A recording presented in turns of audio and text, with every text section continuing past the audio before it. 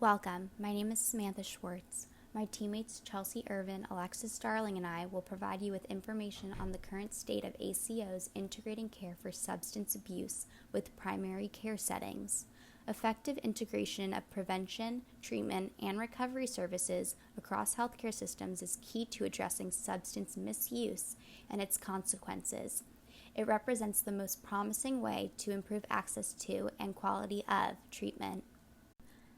Primary care practices need to offer better access to medication-assisted treatment for people facing addiction.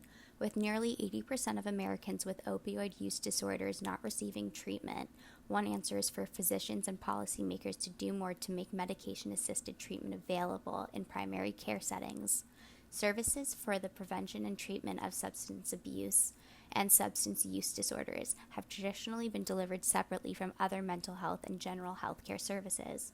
Because substance misuse has traditionally been seen as a social or criminal problem, prevention services were not typically considered a responsibility of healthcare systems, and people needing care for substance use disorders have had to access only a limited range of treatment options that were generally not covered by insurance.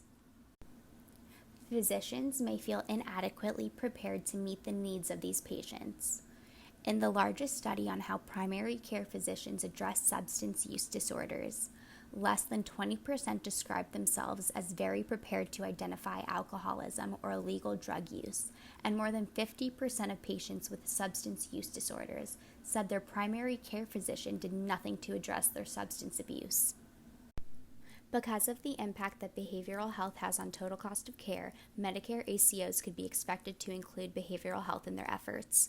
One important aspect of managing the total cost of care is improving care coordination and treatment for Medicare beneficiaries with mental or substance abuse disorders. Research has shown that people who are high utilizers of healthcare services and those with chronic diseases such as diabetes, cardiovascular disease, pulmonary disease, and arthritis have a higher prevalence of behavioral health conditions.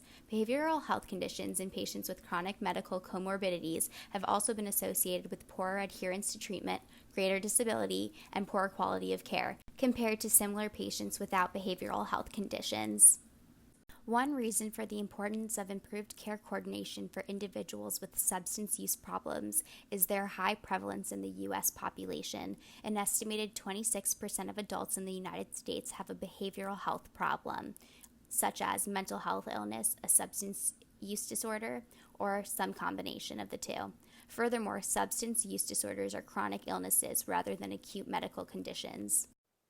One way to expand the role of primary care in substance abuse treatment would include eliminating the physician's feelings of inadequacy through the active collaboration of primary care providers with behavioral health providers. This expansion would be considered a consulting model that implements coaching primary care providers in the use of psychiatric medications, assisting with diagnosis and making appropriate referrals to specialized behavioral health care services. In fact, one ACO planned to implement this model by offering psychiatrists their hourly wage to not schedule patients, but instead collaborate with primary physicians as a support factor. The consulting model would not only influence the management of substance abuse patients by improving healthcare quality, but also aid in reducing healthcare costs. Another way to expand the role of primary care is to incorporate the co-location model, which focuses on the access of behavioral health providers. This model is based on sending a warm handoff in which the primary provider introduces the substance abuse patient to a behavioral health provider during the same appointment. Co-location describes the ACO's plan to establish primary physicians and behavioral health physicians in the same physical location. Although both providers will be in the same location, the services remain separated.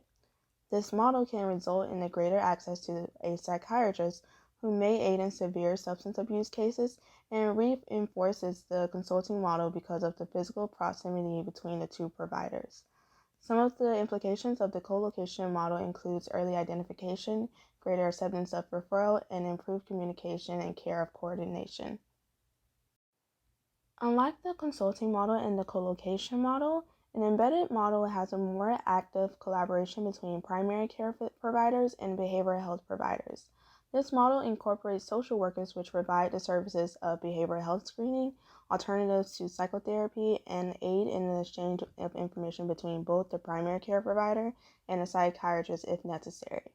Just like the previous models, the primary goal for this model is to expand the primary care capacity by increasing the confidence in treatment management for substance abuse patients.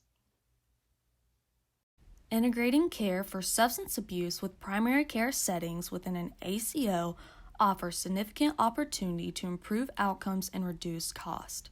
However, ACOs, which have traditionally focused on physical health conditions, have been slow to incorporate behavioral health within their population health focus. Barriers include a lack of interoperability among existing health information systems, quality incentives, and current state regulations. For a successful integration of behavioral and physical health services in an ACO, the focus should be on 5 areas: financial incentives, data sharing, legislative change, quality measures, and alignment with existing incentives. I hope you enjoyed our presentation. Now, here are 2 discussion questions for you to reflect on. Number 1. By participating in the integration of care for substance abuse in primary care settings, some behavioral health providers have a fear of getting lost within the seemingly medical-driven model. What actions would you recommend to avoid this? And number 2, out of the models discussed earlier, which one do you think will provide the most successful integration of behavioral and physical health services, and why?